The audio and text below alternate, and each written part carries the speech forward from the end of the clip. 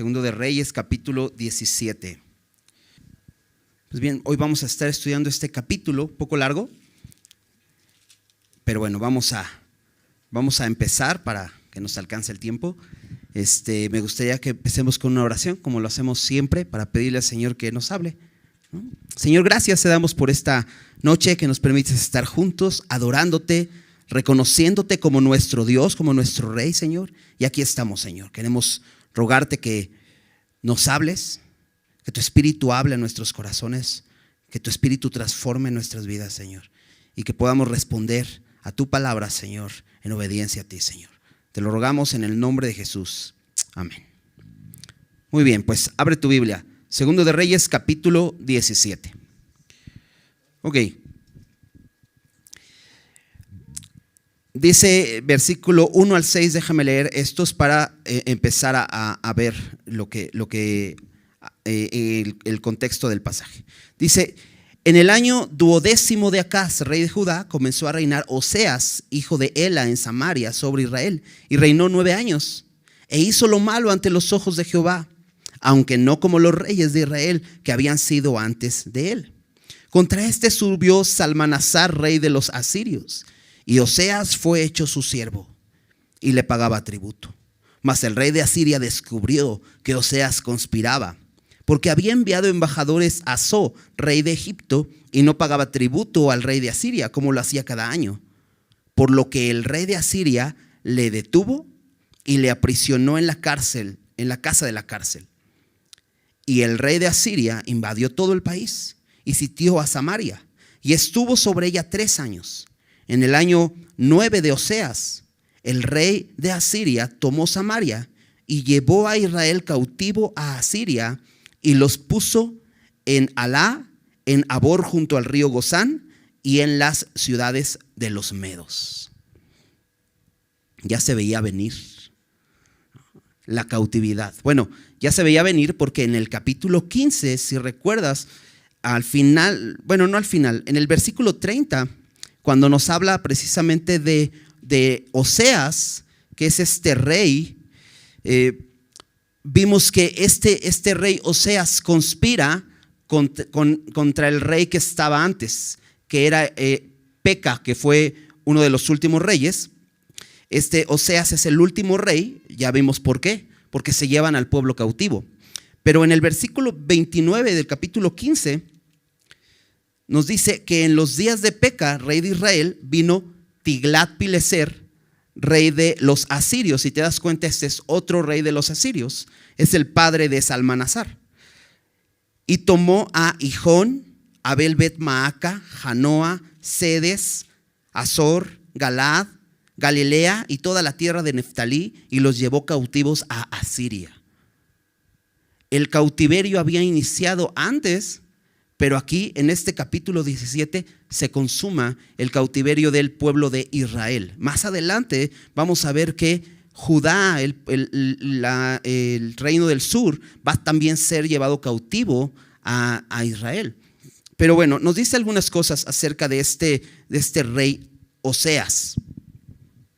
Dice que fue contemporáneo de Acaz al mismo tiempo que estaba reinando Acaz, rey de Judá. ¿Recuerdas? Lo vimos el capítulo anterior acerca del reinado de Acaz, que fue un rey malo, aunque fue un rey de Judá, pero hizo lo malo, ¿no? Vimos cómo no confió en Dios, a pesar de que el profeta Isaías lo fue a ver para que él confiara en Dios, pero él rechazó confiar en Dios y confió más en sus recursos. Pagó para solicitar ayuda del rey de Asiria. Y bueno, al mismo tiempo que reinaba el rey Acaz en Judá, comenzó a reinar Oseas, y nos da un dato interesante. Dice que hizo lo malo ante los ojos de Jehová, aunque no como los reyes de Israel que habían sido antes de él. ¿Recuerdas? Todos los reyes de Israel, 20 reyes, malos todos. Pero nos dice que no como ellos, pero hizo lo malo, ¿no? Al final,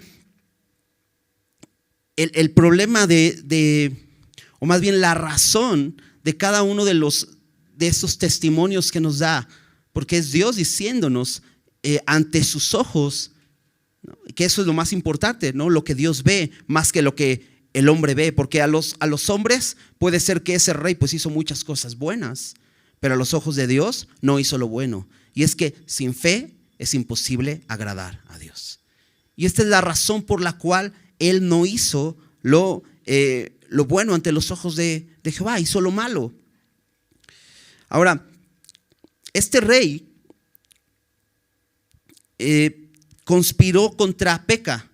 Fue un rey malo que siguió en el camino de Jeroboam. Y si te das cuenta, bueno, hace ratito que leí en el capítulo 15, después de que se lleva Tiglat-Pileser todos estos ciudadanos de estas regiones de Israel cautivos, nos dice que Oseas conspira contra Peca. Y muy probablemente Oseas tenía un celo por su pueblo, ¿no?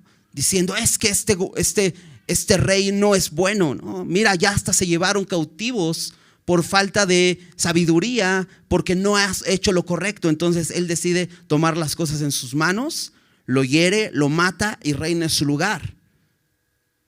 Pero esto no hace ningún cambio, porque este rey sigue siendo un rey impío, que quiere gobernar al pueblo de acuerdo a su manera. De hecho, nos dice que contra dice el versículo 3, subió Salmanasar, que era el actual rey de Asiria.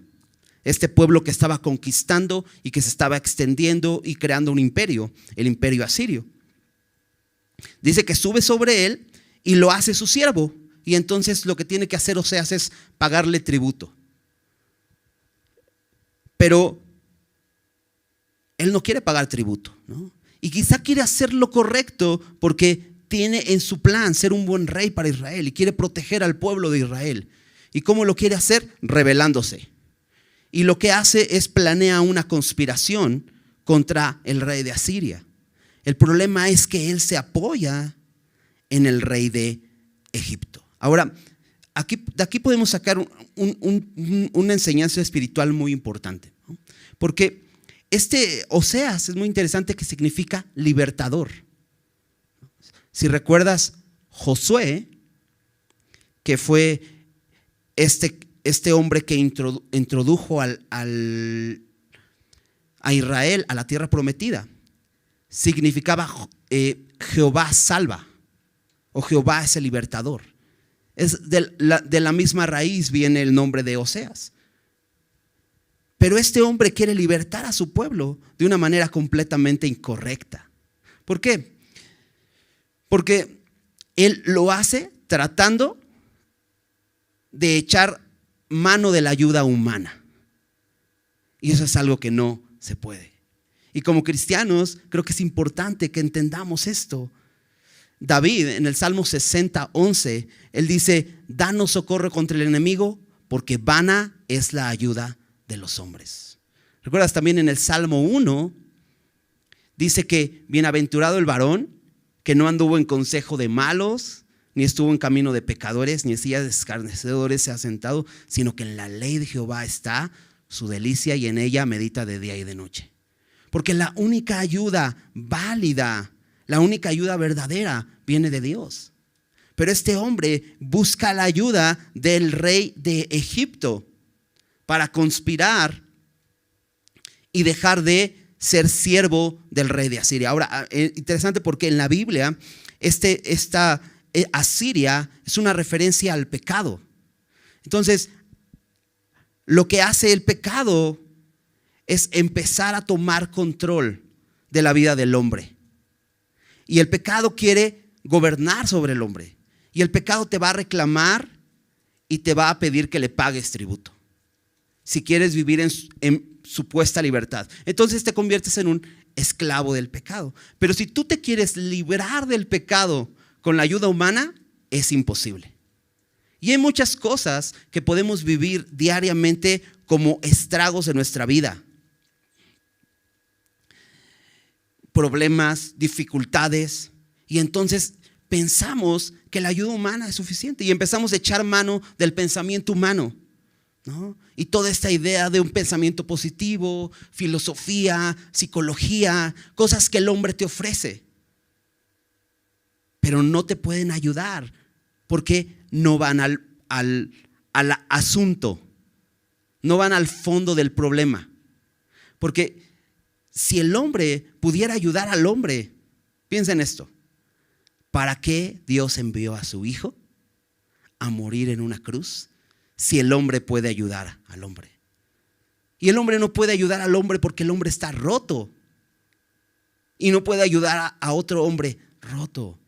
El hombre necesita un Salvador, y el Salvador ya vino, pero el hombre sigue rechazando la ayuda de Dios, echando mano a la ayuda del hombre. Santiago 4:17 dice: someteos pues a Dios, resistid al diablo y huirá de vosotros. La única manera de poderle hacer frente al enemigo es sometiéndonos a Dios. No es solamente resistiendo al diablo, porque a lo mejor puedes decir: sí, yo puedo resistir al diablo, ¿no? Y te inventas algunas maneras de resistir al diablo, pero si no te sometes a Dios, es imposible. El problema de Oseas, aunque no hizo lo malo como los otros reyes, quizá intentó hacer lo bueno, pero no confió primeramente en Jehová, el Dios de Israel. Y por esa razón fue sometido por su enemigo, el rey de Asiria. No solo eso, sino al enterarse el rey de Asiria, lo prende, lo hace más cautivo, porque ahora lo encierra en la cárcel, invade el país. Ya no solamente son las otras regiones que vimos, sino ahora es Samaria, la capital del reino de Israel. Los sitia durante 3 años. Esto lo hacían hasta que el pueblo ya no podía más, hasta que el pueblo se rendía, hasta que se acababa la comida dentro del lugar. Y entonces dice que en el año 9 de Oseas, el rey de Asiria tomó Samaria y llevó a Israel cautivo, a Asiria. Y nos dice las ciudades: Alá, en Abor, junto al río Gozán, más bien es el río Abor en Gozán, y en las ciudades de los medos. Todo Israel se va para allá, ¿no? Es llevado cautivo. Ahora, esto solamente muestra lo que ya había en el corazón de Israel. No es que en este momento Israel fue hecho cautivo. Israel ya había sido hecho cautivo tiempo atrás, porque Israel había sido hecho cautivo por el pecado. De hecho, vamos a continuar leyendo. Dice en el versículo 7: porque los hijos de Israel pecaron. ¿Te das cuenta que nos da la razón por la que se fueron cautivos? Porque los hijos de Israel pecaron contra Jehová su Dios, que los sacó de la tierra de Egipto, de debajo de mano de Faraón, rey de Egipto, y temieron a dioses ajenos, y anduvieron en los estatutos de las naciones que Jehová había lanzado de delante de los hijos de Israel, y en los estatutos que hicieron los reyes de Israel. Y los hijos de Israel hicieron secretamente cosas no rectas contra Jehová su Dios, edificándose lugares altos en todas las ciudades, desde las torres de las atalayas hasta las ciudades fortificadas. Y levantaron estatuas e imágenes de acera en todo collado alto y debajo de todo árbol frondoso. Y quemaron allí incienso en todos los lugares altos, a la manera de las naciones que Jehová había traspuesto de delante de ellos. E hicieron cosas muy malas para provocar a ira a Jehová. Y servían a ídolos, de los cuales Jehová les había dicho: vosotros no habéis de hacer esto. Jehová amonestó entonces a Israel y a Judá por medio de todos los profetas y de todos los videntes, diciendo: volveos de vuestros malos caminos y guardad mis mandamientos y mis ordenanzas, conforme a todas las leyes que yo prescribí a vuestros padres y que os he enviado por medio de mis siervos los profetas. Mas ellos no obedecieron. Antes endurecieron su cerviz, como la cerviz de sus padres, los cuales no creyeron en Jehová su Dios, y desecharon sus estatutos y el pacto que él había hecho con sus padres y los testimonios que él había prescrito a ellos, y siguieron la vanidad y se hicieron vanos, y fueron en pos de las naciones que estaban alrededor de ellos, de las cuales Jehová les había mandado que no hiciesen a la manera de ellas. Dejaron los mandamientos de Jehová su Dios Y se hicieron imágenes fundidas de 2 becerros y también imágenes de acera, y adoraron a todo el ejército de los cielos y sirvieron a Baal. E hicieron pasar a sus hijos y a sus hijas por fuego, y se dieron a adivinaciones y agüeros, y se entregaron a hacer lo malo ante los ojos de Jehová, provocándole a ira. Jehová, por tanto, se airó en gran manera contra Israel y los quitó de delante de su rostro, y no quedó sino solo la tribu de Judá. Entonces nos empieza dando la razón por la que vino este cautiverio. Porque podríamos decir, bueno, fue por culpa de Oseas, porque no tuvo cuidado al conspirar contra el rey de Asiria. Entonces, ¿a qué se debe? Pues yo creo que más bien es falta de sabiduría de este rey. Y entonces ahora el reino de Israel está padeciendo por la culpa de un gobernante necio, por la culpa de un gobernante impío. Pero no es así, porque el texto nos dice claramente, porque los hijos de Israel pecaron. La razón por la que vino el cautiverio sobre Israel no es porque un hombre pecó, sino porque ellos pecaron contra Jehová su Dios, que los sacó de la tierra de Egipto. Todo empieza cuando olvidamos quién es Dios. Ellos olvidaron quién era su Dios, y ahí empezó su pecado. Cuando olvidas quién es Dios, entonces vas a buscar un Dios a quien adorar. Porque sabes una cosa, fuimos creados para adorar. Y cuando Dios no está en el centro de nuestra vida, en el trono de nuestro corazón, hay otro rey al que le estamos sirviendo, hay otro Dios al que le estamos adorando. Ellos empezaron por olvidar esto. Pecaron contra Jehová su Dios, que los sacó de la tierra de Egipto. Ellos ya habían sido esclavos. Ellos habían sido esclavos en Egipto durante 400 años. Y Dios, al ver su aflicción, envió un libertador y los sacó de la tierra de Egipto. Ellos olvidaron este hecho. Y dice, temieron a dioses ajenos. Y anduvieron en los estatutos de las naciones. Otra cosa que sucede cuando adoramos a otros dioses es que ponemos estatutos y quitamos los estatutos de Dios. La idolatría es poner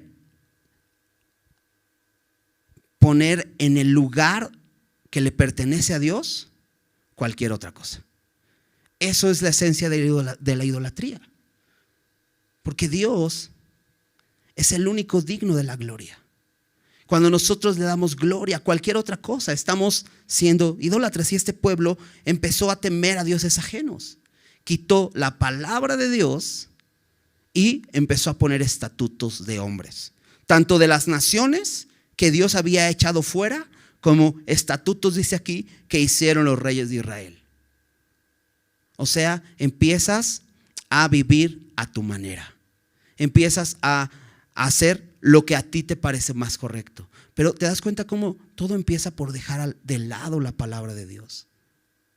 Es tan peligroso cuando empezamos a considerar que hoy no necesito leer su palabra. Porque si no hay en tu mente y en tu corazón la palabra de Dios para que medites en ella, va a haber cualquier otra cosa para que medites en eso. Y eso va a empezar a gobernar tu vida. Dice en el versículo 9, y los hijos de Israel hicieron secretamente cosas no rectas contra Jehová su Dios, edificándose lugares altos en todas las ciudades, desde las torres de las atalayas hasta las ciudades fortificadas, desde lo más pequeño, y empieza a crecer. Y levantaron estatuas e imágenes de acera en todo collado alto. Si te das cuenta, nos empieza diciendo que empezaron secretamente, ahí donde nadie ve, ahí en lo oculto, donde solo tú sabes, donde solo yo sé, ahí secretamente, donde ellos solo sabían. Pero su idolatría empezó a crecer de tal manera que ahora todos sabían, porque después empezaron a edificar estatuas y esas ya no las hace secretamente, esas ya son visibles. Y sabes, hay muchas cosas que empiezan a crecer en nuestro corazón así, pequeñitas, secretamente, que sabemos que a Dios no le agradan, pero las empezamos a vivir y esos empiezan a crecer. Y se empiezan a hacer tan grandes en nuestra vida que empiezan a afectar a los que están alrededor, empiezan a ser visibles. Por ejemplo, un ejemplo es la avaricia. De hecho, la Biblia dice que la avaricia es idolatría. La avaricia es el deseo de tener más y más y más, ¿no? Y de pronto empieza por un pequeño deseo de algo. Me hace falta esto. Empiezas a verlo, empiezas a desearlo, empiezas a codiciarlo, empiezas a conocerlo y de pronto eso empieza a crecer en tu corazón y después ya tu tiempo, tus pensamientos, tus recursos, tu fuerza, todo está en pos de eso y de repente ya se empieza a ver. Y entonces tu familia ya no es tan importante porque hay algo más que tiene ese lugar. Empieza a ser ya no tan importante leer la Biblia porque ya no tienes tiempo, porque hay algo más que tiene el control de tus pensamientos y de tu corazón. Ahí están tus afectos. Y de pronto empieza a crecer tanto que dices, no, ¿sabes qué? Es que yo no puedo discipularme, no tengo tiempo porque estás persiguiendo algo. Y acumulas y acumulas y acumulas y eso crece. Y de pronto puedes tener buenas cosas materiales, has trabajado duro por ello, pero de pronto estás tan lejos de Dios. Eso ha ocupado tu corazón. ¿Te das cuenta cómo la idolatría no solamente se refiere a ídolos hechos de manos? Sí, sí son, pero cualquier cosa que tome lugar de Dios en tu vida es idolatría. Y así empezó, de pronto empezó por algo secreto, por algo que quizá empezó en un pensamiento y empezó a crecer y ahora ya estaba en los lugares altos y ahora ya todos lo veían. Versículo 12 dice, y servían a los ídolos de los cuales Jehová les había dicho, vosotros no habéis de hacer esto. Porque recuerdas, Israel era una nación distinta. De hecho, cuando Israel fue introducido a la tierra prometida, ¿recuerdas cómo se le conocía a esta tierra? Como la tierra que fluye leche y miel. Era una tierra buena, era una tierra donde ya estaba trabajada desde hace tiempo. Hace unos días estuvimos en casa de una persona y pues tiene un jardín muy grande, ¿no? Y me enseñó que está plantando algunos árboles frutales y todo esto, ¿no? Y de repente yo veía árboles muy pequeñitos, ¿no? Y le pregunté, ¿esto lo acabas de plantar? Y dice, no, ese ya tiene 8 años que lo planté. Digo, ¿por qué no ha crecido? Dice, es que esta tierra no es buena. Esta tierra es tierra, pues estamos así en la montaña, es tierra muy dura, el agua no penetra igual, ¿no? A diferencia de las tierras de allá, ¿no? Y había tierras de campo, ¿no? Que estaban trabajadas. Son tierras que ya han estado siendo aradas para el campo y todo eso. En la tierra se tiene que trabajar, ¿no? Para que pueda dar fruto, ¿no? Y yo pensaba en esto porque cuando ellos entraron a la tierra prometida, ellos llegaron a un lugar donde ya estaba listo para vivir. No tenían que batallar tratando de ir poco a poco, ¿no? Muchas veces dices, no, pues me compro un terrenito y poco a poco ya empiezas a trabajar y empiezas a plantar un árbol y todo esto. Pero realmente ellos llegaron. De hecho, cuando vimos que entraron a la tierra prometida, dice que entraron a ocupar casas ya edificadas. Llegaron a recoger uvas porque había viñas ya plantadas y ya estaban dando fruto. Llegaron a recoger el fruto de la tierra. Por eso era la tierra donde fluye leche y miel, porque ya estaba lista. Pero también tenían que llegar y limpiar de aquello que Dios les dijo que no debían hacer. Aquello en lo cual ellos tenían que ser diferentes. ¿Recuerdas que Dios le llamó a su pueblo? Ustedes son pueblo santo a Jehová. Esto es pueblo apartado o pueblo diferente. Dios quería que este pueblo fuera un pueblo diferente. Por eso iban a echar a las naciones que por muchos años habían estado viviendo en idolatría y los usó como un instrumento de juicio, pero también ellos tenían que aprender a discernir entre lo que agradaba a Dios y lo que no agradaba a Dios. Por eso dice aquí, vosotros no habéis de hacer esto. Ellos tenían que entrar y desechar, así como había cosas buenas, como esos frutos que iban a recoger, cosas buenas para ellos, también habían cosas que tenían que aprender a desechar.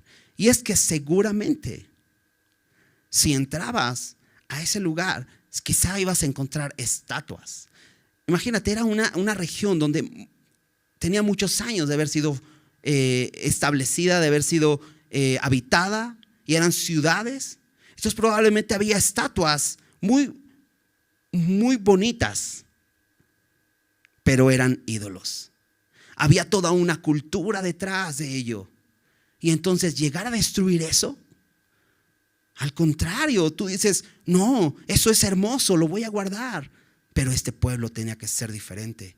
Dios les había hecho un pacto con ellos y les había dado leyes para que fueran este pueblo diferente. Pero ellos, dice el versículo 12, servían a ídolos, de los cuales Jehová les había dicho, vosotros no habéis de hacer esto. Ellos servían como las demás naciones, empezaron a tomar esa forma. Versículo 13. Jehová amonestó entonces a Israel y a Judá por medio de todos los profetas y de todos los videntes, diciendo, volveos de vuestros malos caminos y guardad mis mandamientos y mis ordenanzas conforme a todas las leyes que yo prescribí a vuestros padres y que os he enviado por medio de mis siervos los profetas. Me encanta el amor de Dios, porque Dios, en el momento que estos hombres empezaron se volvieron a los ídolos, Él pudo haber dicho ya, ¿sabes? Vámonos.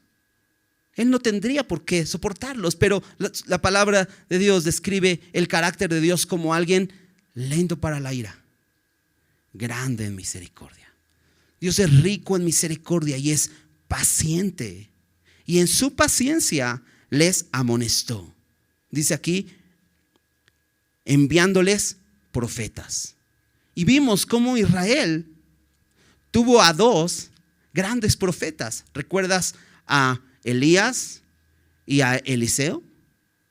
Dos profetas que estuvieron ahí recordándoles constantemente que tenían que alejarse de la idolatría, mostrando el poder de Dios. ¿Recuerdas a Elías?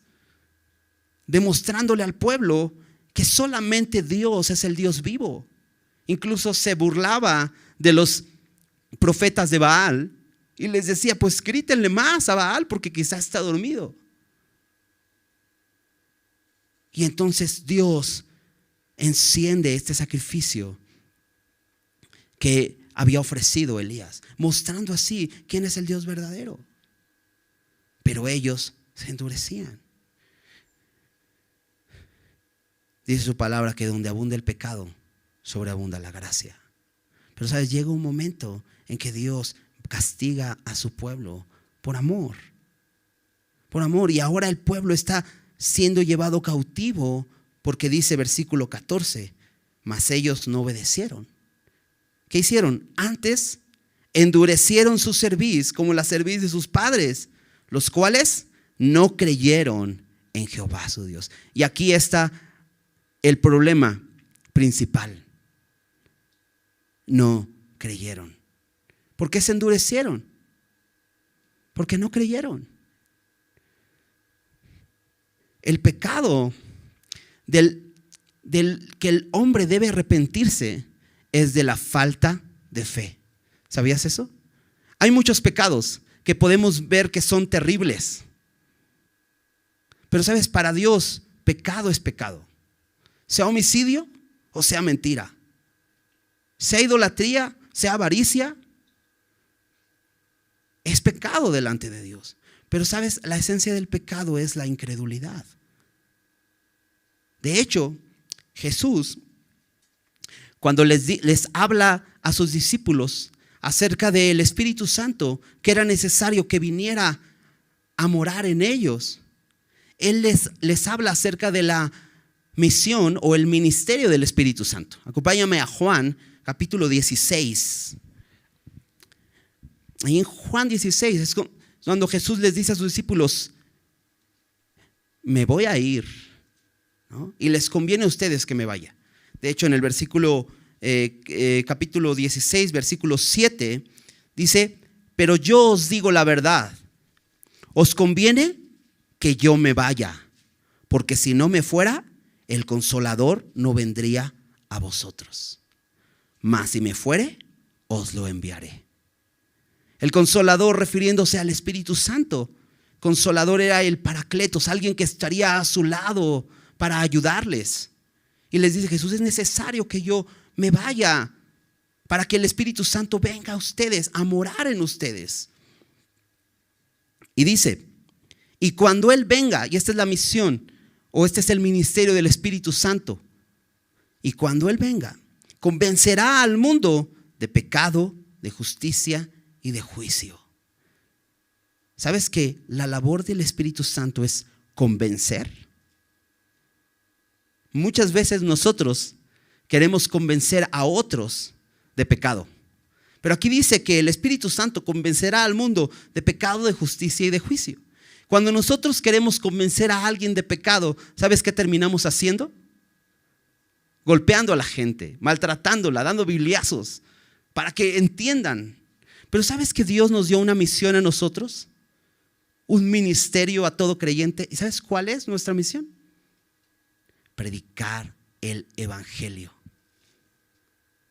Predicar básicamente es pregonar. No es muy difícil, solamente es repetir el evangelio. ¿Y qué es el evangelio? Bueno, evangelio significa buenas noticias. Entonces, tenemos una labor, podríamos decir, básicamente fácil. Hablar de buenas noticias. ¿A quién no le gusta escuchar buenas noticias? De hecho, a nadie le gusta dar malas noticias. Cuando de pronto tienes que decirle a alguien, a tu familia, algo a tu familia que sucedió y que no andan las cosas bien, es difícil. Y dices: no, mejor dile tú, porque son malas noticias. Pero sabes, Dios nos llamó a predicar buenas noticias. Cuando nosotros tratamos de convencer a la gente de pecado, ¿sabes? Esas son malas noticias. Cuando tú le dices a una persona: eres un pecador y por tu pecado te vas a ir al infierno, ¿esa es una buena noticia? Es una terrible noticia. Y muchas veces tratamos de convencer a la gente así, diciendo: no, mira, ¿no has leído que en la Biblia dice que eso es pecado? Pero Dios nos llamó a predicar el evangelio. Ahora, el evangelio incluye eso. Porque el evangelio dice que por cuanto todos pecaron, están destituidos de la gloria de Dios. Y la paga o lo merecido por el pecado es la muerte. Pero Dios, que es rico en misericordia, Dios mostró su amor, que aun siendo pecadores, Cristo murió por nosotros. ¿Para qué? Él lleve el castigo que tú mereces y recibas vida eterna. Son buenas noticias, ¿verdad? Si solamente le dices a la gente que es pecador y que merece ir al infierno, te estás quedando corto. Necesitas hablarle de lo que Cristo hizo por él. ¿Sabes? Dios nos amó y envió a su Hijo para que todo aquel que en Él cree no se pierda, mas tenga vida eterna. ¿Qué necesitas hacer? Solo creer. Esas son buenas noticias. No necesito hacer nada, solo confiar en el sacrificio de Jesús. Esas son buenas noticias. Pero la labor del Espíritu Santo es convencer al mundo de pecado. ¿Sabes por qué Él sí lo sabe hacer? Porque Él no da bibliazos. Porque Él llega y constriñe el corazón y te convence de que necesitas un Salvador. Ahora déjame seguir leyendo ahí en Juan 16. Decía que Él convencerá al mundo de pecado, de justicia y de juicio. Y fíjate cómo dice, de pecado por cuanto no creen en mí. ¿Cuál es el pecado esencial de la humanidad? El gran pecado es no creer en Jesucristo. Ese es el gran pecado. Todos los pecados se resumen en ese. Y si tú no crees en Jesús, eres un pecador que no ha recibido vida eterna. Porque solamente en Jesús se puede recibir la vida eterna. El Espíritu Santo convence de eso. El pecado esencial del hombre es no creer. No creer en Jesús. ¿Y qué hizo este pueblo? Endureció su corazón y no creyó en Jehová su Dios.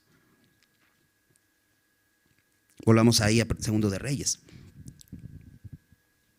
Al no creer en Jehová su Dios, en el versículo 15 dice, y desecharon sus estatutos y el pacto que él había hecho con sus padres y los testimonios que él había prescrito a ellos, y siguieron la vanidad y se hicieron vanos y fueron en pos de las naciones que estaban alrededor de ellos, de las cuales Jehová les había mandado que no hiciesen a la manera de ellos. Esto venía de muy atrás. De hecho, desde que entraron a la tierra prometida, el pueblo empezó a ver, a ser guiado por la vista y no por la fe, y empezó a desear lo que las naciones tenían. De hecho, una de las razones por las que estamos en este libro de los Reyes es porque en un momento el pueblo de Israel dijo, ya no queremos que Dios sea nuestro rey, ahora queremos un rey como tienen las demás naciones. Y entonces el empezar a andar por vista y no por fe nos desenfoca de lo eterno. Ellos perdieron de vista quiénes eran como nación y entonces desearon lo que las demás naciones tenían, entre ellos sus ídolos. De hecho dice que siguieron la vanidad y se hicieron vanos. La palabra vanidad es la palabra vacío. O siguieron algo vacío, algo que solo está inflado pero que no hace nada, algo inútil, algo absurdo. Siguieron a ídolos que son inútiles. Y dice también, y se hicieron vanos, terminaron siendo como ellos, vacíos. Porque sabes, el pecado te promete llenarte, pero al final no te llena, te hace más vacío. Acompáñame a Salmo 115. Quizás has leído este salmo que precisamente habla de ídolos. En el Salmo 115 dice así, en el versículo 1, no a nosotros, oh Jehová, no a nosotros, sino a tu nombre da gloria, por tu misericordia, por tu verdad. Porque han de decir las gentes, ¿dónde está ahora su Dios? Nuestro Dios está en los cielos, todo lo que quiso ha hecho. Lo que está diciendo el salmista es que la gloria le pertenece a Dios. Él es el creador de todo. Y aunque el mundo diga, ¿dónde está tu Dios? Porque no lo veo, ¿sabes? Su eterno poder y deidad, como dice Pablo en Romanos 1, se hace claramente visible, siendo entendidas desde la creación del mundo por medio de las cosas hechas. Dios ha manifestado su poder y su gloria. Dice aquí, nuestro Dios está en el cielo y todo lo que quiso ha hecho. Y hace un contraste, versículo 4. Los ídolos de ellos son plata y oro, obra de manos de hombres. Tienen boca, mas no hablan. Tienen ojos, mas no ven. Orejas tienen, mas no oyen. Tienen narices, mas no huelen. Manos tienen, mas no palpan. Tienen pies, mas no andan. No hablan con su garganta. Semejantes a ellos son los que los hacen, y cualquiera que confía en ellos. El pueblo de Israel terminó sordo, ciego, mudo, sin sentidos. Siguieron la vanidad y se hicieron vanos. Qué terrible es cuando seguimos ídolos. Todo aquello que está en el lugar de Dios es un ídolo para nosotros, ¿no? Y sí, debemos desechar los ídolos hechos de manos, Pero es más profundo el problema de la idolatría. La idolatría comienza en el corazón. Puedes deshacerte de todos los ídolos de piedra, de oro, de plata que tengas, pero si no echas de tu corazón esos ídolos, van a seguir ahí gobernando tu vida. Y eso es lo que hizo con Israel. Versículo 16 dice: dejaron todos los mandamientos de Jehová su Dios y se hicieron imágenes fundidas, de 2 becerros y también imágenes de acera, y adoraron a todo el ejército de los cielos y sirvieron a Baal, e hicieron pasar a sus hijos y a sus hijas por fuego, y se dieron adivinaciones y agüeros, y se entregaron a hacer lo malo ante los ojos de Jehová, provocándole a ira. Esto nos deja ver cómo es este vacío en su corazón. Porque si realmente el Dios que dicen ellos que es un Dios verdadero, que sabemos que es un Dios falso, pero que dicen que es un Dios verdadero, y dices, bueno, ¿y por qué tantos? Porque empiezas por poquito. Pero es que el problema es que profesas ser sabios. Pablo en Romanos 1 igualmente dice que profesando ser sabios se hicieron necios y cambiaron la gloria del Dios incorruptible en semejanza de hombre corruptible, de imagen de hombre corruptible, de aves, de cuadrúpedos y de reptiles. ¿Y por qué más? ¿Y por qué más? ¿Y por qué más? ¿Sabes? Porque no llenan, porque no sacia. Porque el hombre, la humanidad, persigue cada día algo nuevo. Porque te han engañado, te han hecho pensar que algo te sacia. Vas, lo pruebas y dices, esto es increíble. Y después ya estás buscando algo más. Y después dices, esto es increíble, ahora sí esto. Y después ya estás buscando algo más.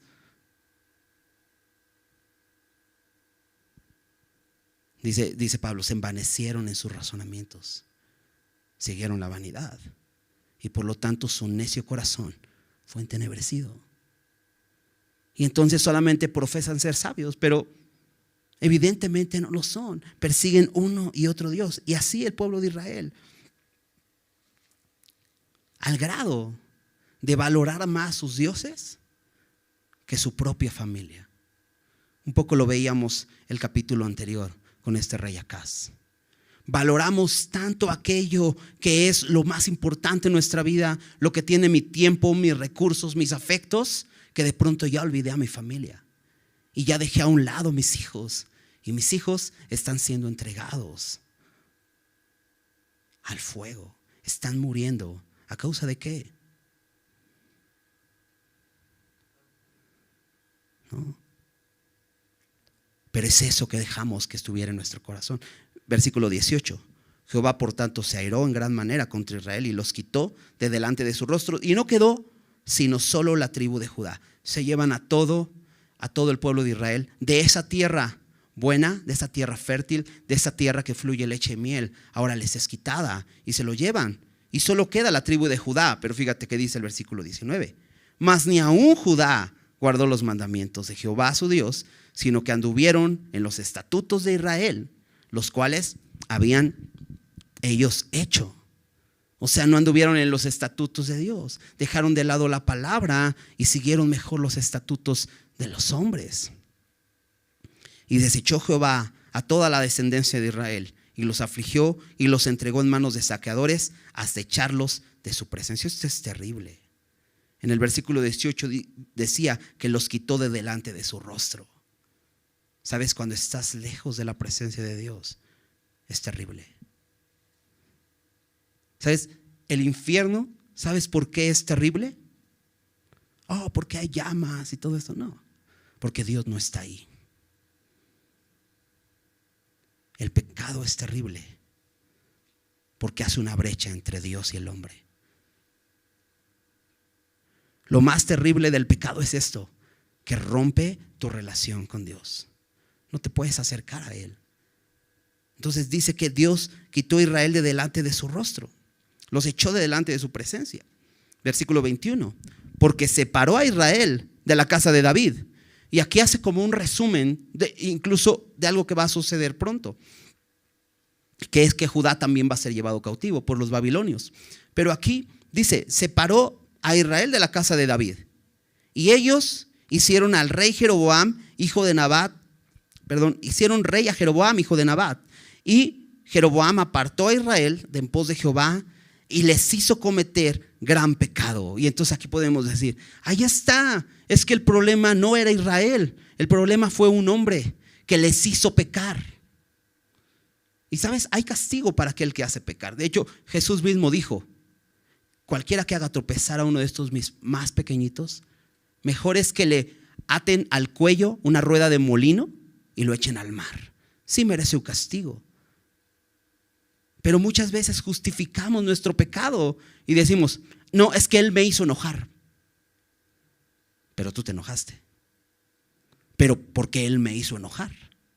Bueno, pero hay un camino. Fíjate lo que sigue diciendo el pasaje en el versículo 23.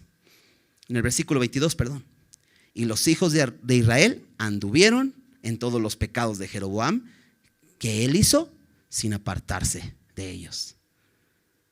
Sí, él los hizo pecar. ¿Recuerdas? Él puso 2 becerros para que adoraran a Dios por medio de imágenes, lo que Dios dijo que no debía hacerse. Pero ellos, ¿qué hicieron?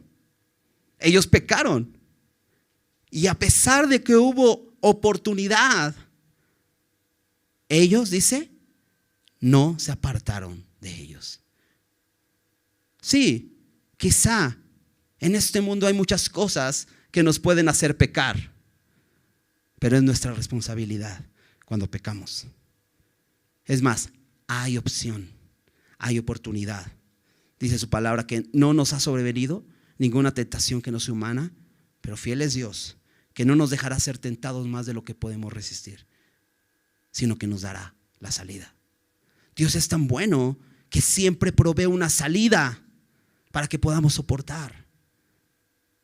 Pero ellos no siguieron esa salida, más bien no se apartaron de ellos. Hasta que Jehová, versículo 23, quitó a Israel de delante de su rostro nuevamente, como él lo había dicho por medio de todos los profetas, sus siervos.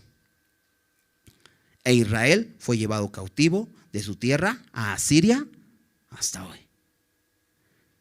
Entonces por esto vemos que este libro de los Reyes fue escrito en el tiempo del cautiverio. ¿Te das cuenta?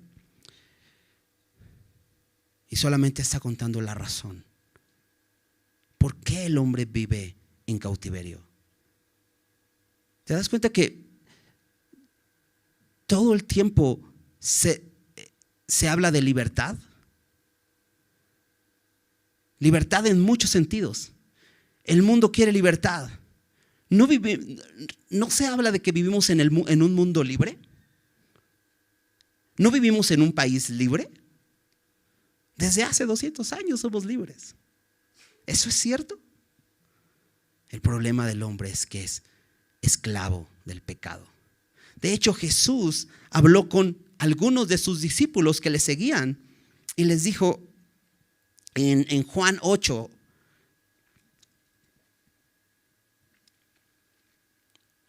Jesús les dice a aquellos que lo seguían, Juan 8:31. Dijo entonces Jesús a los discípulos que habían creído en él: si vosotros permanecéis en mi palabra, seréis verdaderamente mis discípulos y conoceréis la verdad, y la verdad os hará libres. ¿Por qué Jesús habló de libertad? De pronto, ellos, dice que ahí que eran sus discípulos que habían creído en él. Y de pronto Jesús les dice, bueno, pero si quieren ser mis discípulos, tienen que permanecer en mis palabras. Entonces, ¿no basta con creer? ¿Sabes? Dios nos llama a ser sus discípulos. No basta con creer.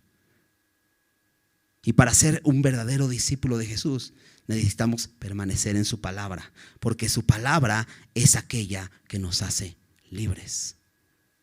La libertad que necesitamos no la vamos a encontrar en ningún lado, ni en el mejor país que puedas vivir. La libertad que podemos encontrar, la podemos encontrar solo en Jesús. Y entonces ellos le dicen, ahí en el pasaje, en Juan 8,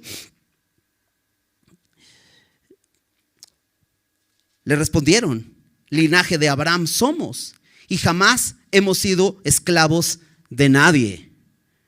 Bueno, estos cuates no conocían la historia de su pueblo, porque habían sido ya esclavos en Egipto. Por cierto, fueron esclavos en Asiria y en Babilonia. Fueron esclavos de los persas. Se les olvidó eso. Y por cierto, en ese momento estaban siendo esclavos de Roma. Pero ellos dicen: nunca hemos sido esclavos de nadie, somos las personas más libres. ¿De qué nos estás hablando, Jesús? Jesús le respondió: de cierto os digo, que todo aquel que hace pecado, esclavo es del pecado. Y el esclavo no queda en la casa para siempre, el Hijo sí queda para siempre. Así que si el Hijo os libertare, seréis verdaderamente libres. ¿Sabes? La libertad solamente se puede encontrar en Jesús, porque Él es el único que nos puede hacer libres. Pero ellos rechazaron las palabras de Dios. Ellos podían encontrar libertad. ¿Por qué? Porque la palabra, porque es interesante. Jesús les dijo también a los fariseos que lo atacaban: ustedes escudriñen las escrituras, porque ellas son las que dan testimonio de mí. ¿Por qué necesitaba el pueblo permanecer en la palabra? Y te diste cuenta, una de las cosas que los profetas fueron enviados al pueblo de Israel, te decía, no era para decirles chusma, chusma, ¿no? Sino era para decir: ven, vuélvete a Dios, vuelve a la palabra de Dios. ¿Sabes? La única manera de ser libres es volviendo a la palabra de Dios, porque la palabra de Dios produce fe.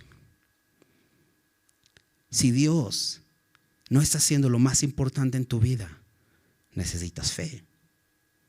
¿Y dónde obtienes esa fe? En la palabra de Dios, en la Biblia.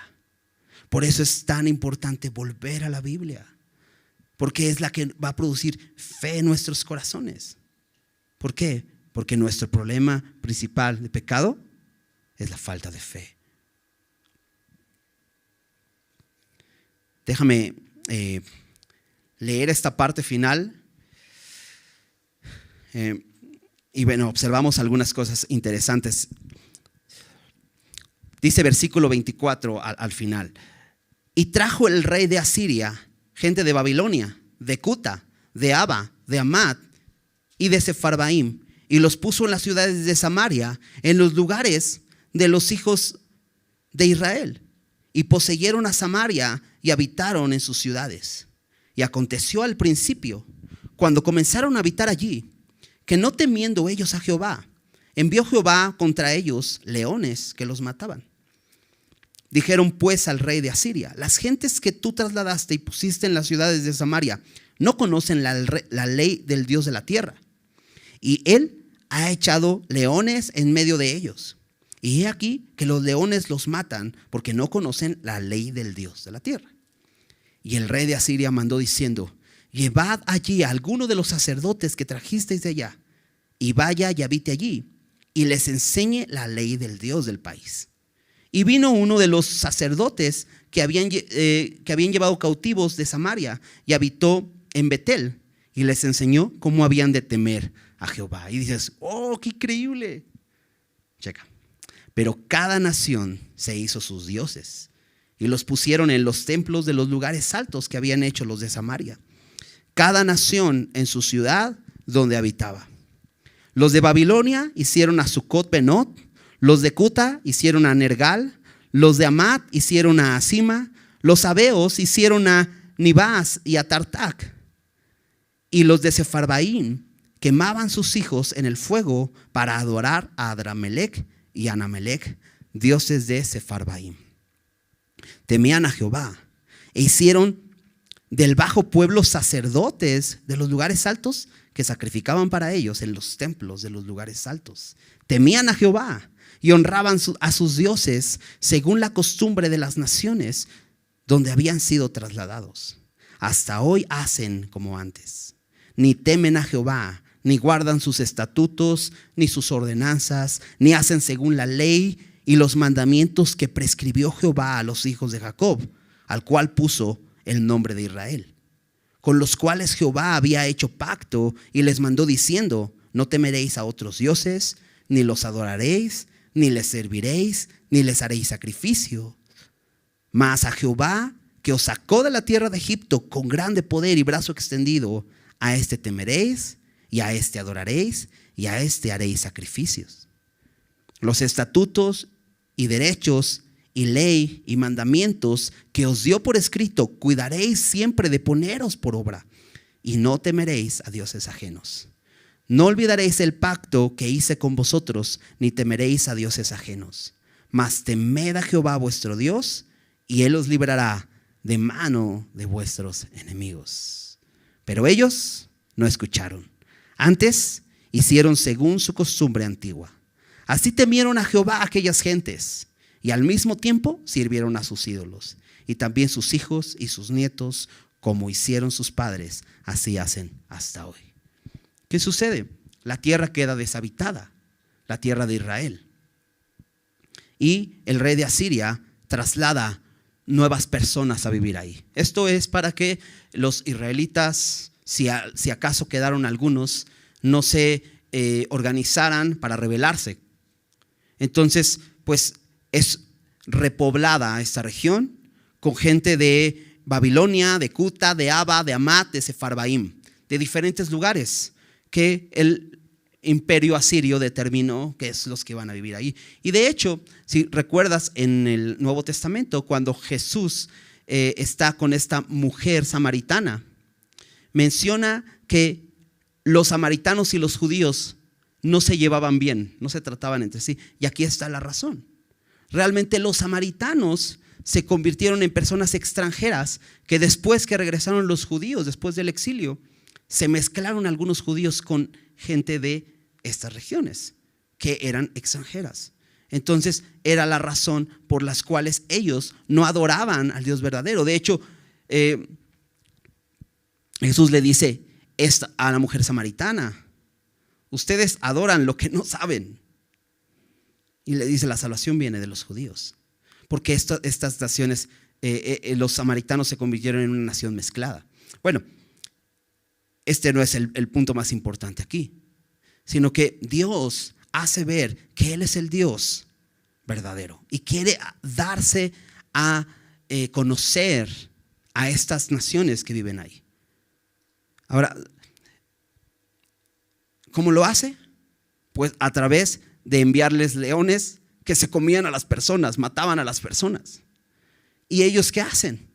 Pues buscan, entienden que es por esto, y es muy interesante que entiendan que la razón es que pues no temen al Dios de la tierra. Bueno, ellos pensaban que cada región tenía un Dios, entonces Israel tenía un Dios, y sí, pero Salmo 24 dice que de Jehová es la tierra y su plenitud, el mundo y los que en él habitan. Somos creación de Dios, del único Dios verdadero. Pero ellos mandan decir al rey de Asiria, y el rey de Asiria les busca un sacerdote para que vaya y les enseñe. Y dices: wow, qué bueno. Pero si recuerdas, todos los que fueron llevados en cautiverio a Siria eran paganos. Seguramente este sacerdote les enseñó de acuerdo, déjame decirlo así, a este cristianismo a tu medida, ¿no? Que es como que esta forma de adoración que estableció Jeroboam. Porque si te das cuenta, dice ahí que este sacerdote regresó, pero fue y habitó en Betel. Betel era uno de los lugares donde había uno de estos becerros de oro. Y les enseña de esa manera a relacionarse con Dios a través de sus esfuerzos, pero no a la manera de Dios, lejos de la palabra de Dios.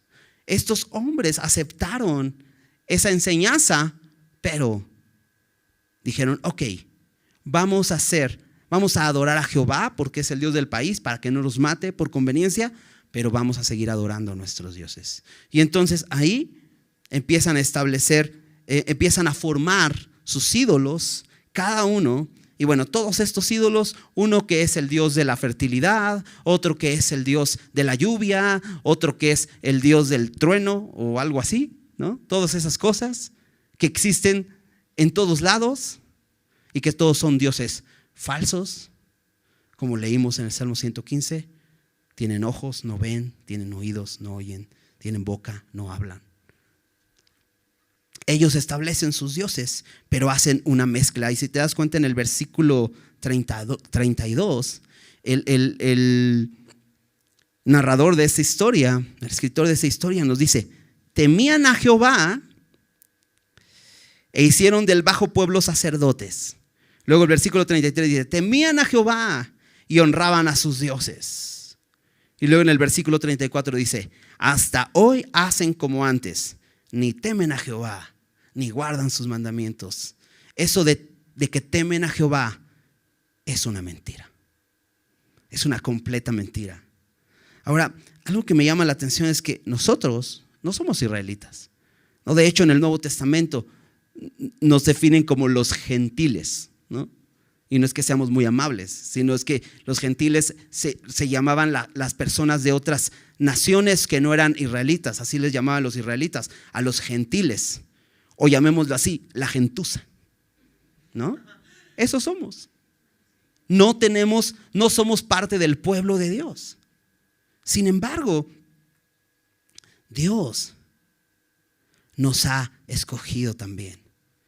Por medio de Cristo, hoy podemos ser su pueblo. En Primera de Pedro, capítulo 2, versículos 9 y 10, déjame leer lo que dice. Mas vosotros sois linaje escogido, real sacerdocio, nación santa, pueblo adquirido por Dios. Eso de adquirido es que pagó un precio, la sangre de Cristo. Dice: para que anunciéis las virtudes de aquel que os llamó de las tinieblas a su luz admirable. Pedro les está escribiendo a la iglesia y les dice: ustedes ahora son este linaje escogido, este real sacerdocio, esta nación santa, un pueblo santo. ¿Recuerdas? Israel era ese pueblo santo, ese pueblo apartado para un propósito. De hecho, aquí nos dice el propósito: para que anunciéis las virtudes de aquel. ¿Sabes cuál es el propósito de la iglesia? Anunciar las virtudes de aquel. No nuestras virtudes, no lo bueno que somos, no es para que andemos pavoneándonos. No, mira, yo hago tantas buenas obras. No, anunciamos las virtudes de aquel que nos llamó de las tinieblas a su luz admirable. Hablamos de Cristo, de lo que Él puede hacer. Ese es el propósito de la iglesia.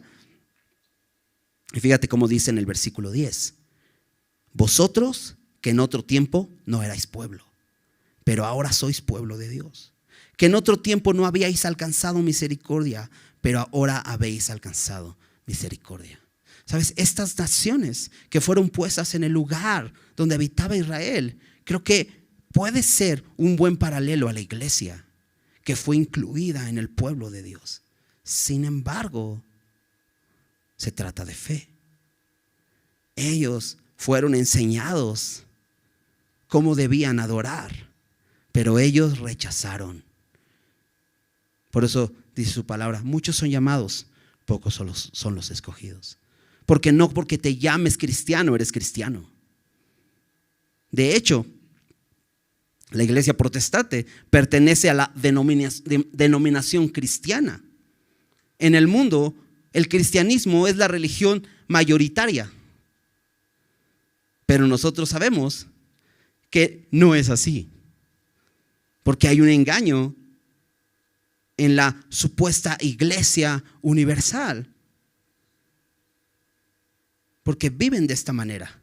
Pero yo no quiero criticar a ellos, sino yo quiero examinar mi corazón, porque estas personas que vinieron a vivir, que fueron incluidas en esta tierra de Israel, ahora temían a Jehová, pero adoraban también ídolos. Y creo que debemos reflexionar nosotros mismos. De hecho, Jesús le escribe a una iglesia en Apocalipsis capítulo 3. ¿Recuerdas que le dice a Juan, escribe estas cartas a algunas de las iglesias? Estas eran iglesias del primer siglo.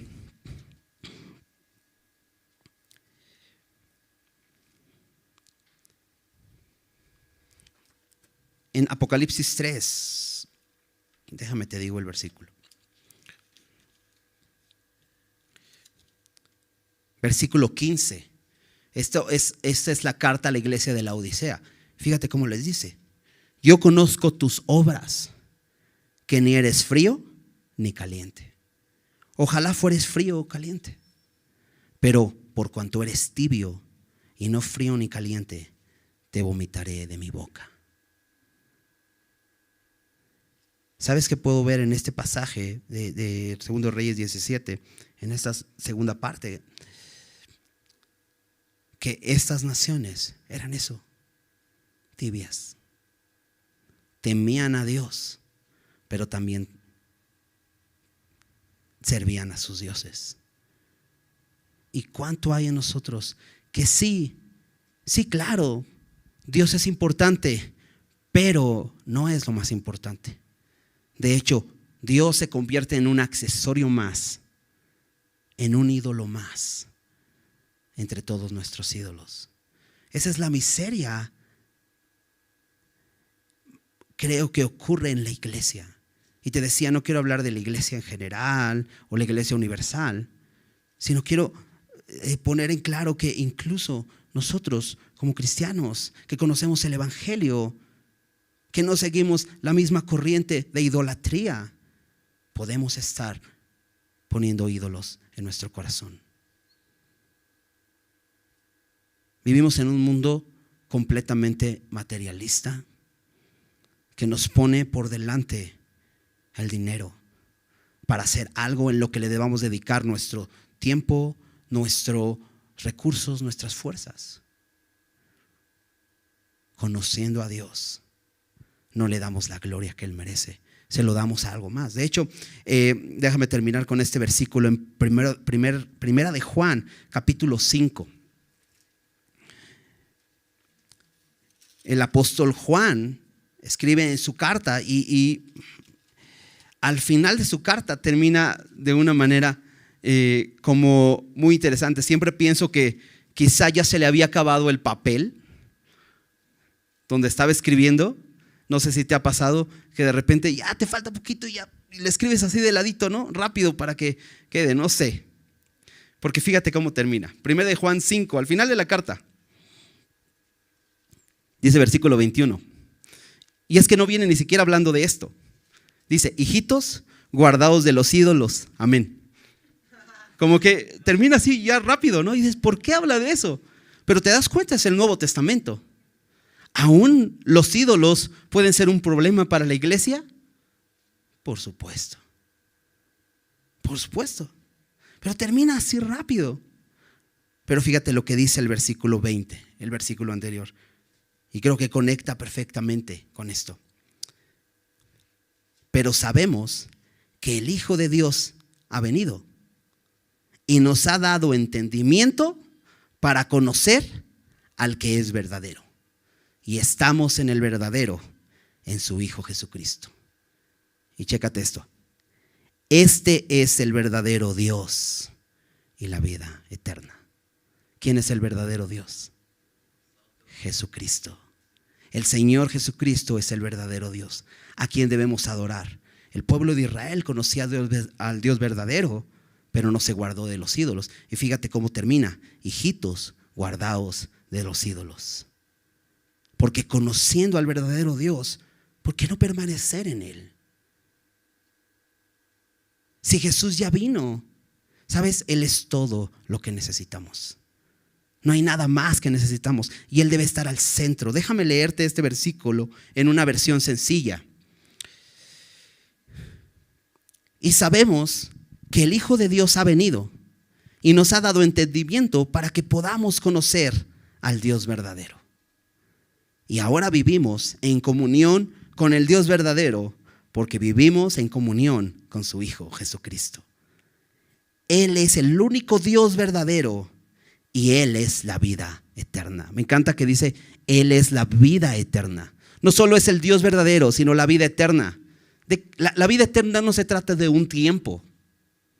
La vida eterna es una persona, es Jesucristo. Juan 17:10 dice, y esta es la vida eterna, que te conozcan a ti, el único Dios verdadero, y a Jesucristo, a quien has enviado. Ahora quiero preguntarte, ¿has recibido vida eterna? ¿Has creído en Jesús? Tienes vida eterna. ¿Y de qué se trata esta vida que has recibido? La vida eterna no inicia cuando morimos, porque la vida inicia cuando nacemos, ¿verdad? Entonces la vida eterna inicia cuando nacemos de nuevo, cuando nacemos del Espíritu. ¿De qué se debe tratar hoy nuestra vida? ¿De dinero? ¿De carreras universitarias? ¿De profesiones? ¿De qué se debe tratar hoy nuestra vida? De Jesús. Él es el centro. Ahora déjame leerte 1 Juan 5:20 en esta versión sencilla. Después que dice, Él es el verdadero Dios y la vida eterna, dice así: queridos hijos, aléjense de todo lo que pueda ocupar lo que pueda ocupar el lugar de Dios en el corazón. Aléjate de todo lo que pueda ocupar el lugar de Dios en tu corazón. Eso es guardarte de los ídolos. Y sabes, esto es una lucha constante. Porque constantemente en el mundo en el que vivimos, así como el pueblo de Israel, había ídolos y había engaño. Y eran engañados en el punto de que les hacían pensar que ellos necesitaban adorar a un Dios para ser satisfechos. Pero cuando volteamos a ver la obra de Jesús, ellos tenían una evidencia. Dios los sacó de Egipto, de la esclavitud, con mano poderosa, leíamos.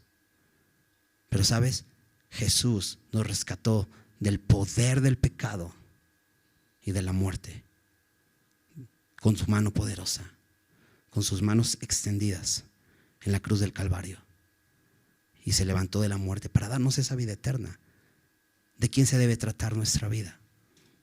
De Jesús, en torno a Él. Y todo lo que hacemos hoy debe ser en torno a Él. Aquello que está ocupando el lugar de Dios en nuestro corazón se constituye un ídolo. Vengamos a Él y pidamos que nos limpie de eso. Vamos a orar. Señor, muchas gracias por tu palabra, por este tiempo, Señor, en que podemos considerar, Señor, lo que tú has hecho. Señor, y al igual que este pueblo al cual tú escogiste, nos escogiste a nosotros por tu gracia. No hicimos nada, simplemente tú nos escogiste.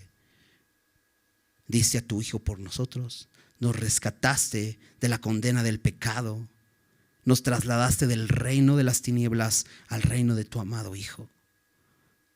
Y solo por fe nos convenciste de pecado y nos llevaste a creer en tu Hijo.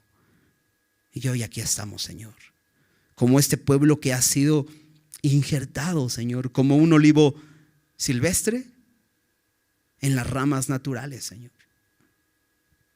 Y dice tu palabra que de los dos pueblos hiciste uno solo. Y hoy somos esta nación santa, este linaje escogido, este real sacerdocio, este pueblo escogido por ti con un propósito de anunciar tus virtudes. Y Dios, no queremos vivir en tibieza espiritual. No queremos estar en este mundo temiéndote a ti y adorando otros dioses, Señor, porque esa no es la adoración que a ti te agrada. Señor, nos has llamado a vivir apartados para ti, ser solo tuyos y que tú seas lo único para nosotros. Ayúdanos, Señor. Vivimos en un mundo lleno de idolatría, Señor, en diferentes aspectos. Señor, pero queremos vivir para ti. Entendemos que tú eres el verdadero Dios. Enviaste a tu Hijo para darnos entendimiento y por medio de tu Espíritu saber que tú, Jesús, eres el verdadero Dios. Y hoy nuestra vida, Señor, guárdanos y ayúdanos a estar vigilantes de nuestros propios corazones y no permitir que nada ocupe el lugar que solo te pertenece a ti. Nos ponemos en tus manos, te necesitamos. Te damos gracias, Señor, por tu palabra. Ayúdanos a permanecer en ella, Señor, y que así crezcamos en fe. Te lo pedimos en el nombre de Jesús. Amén.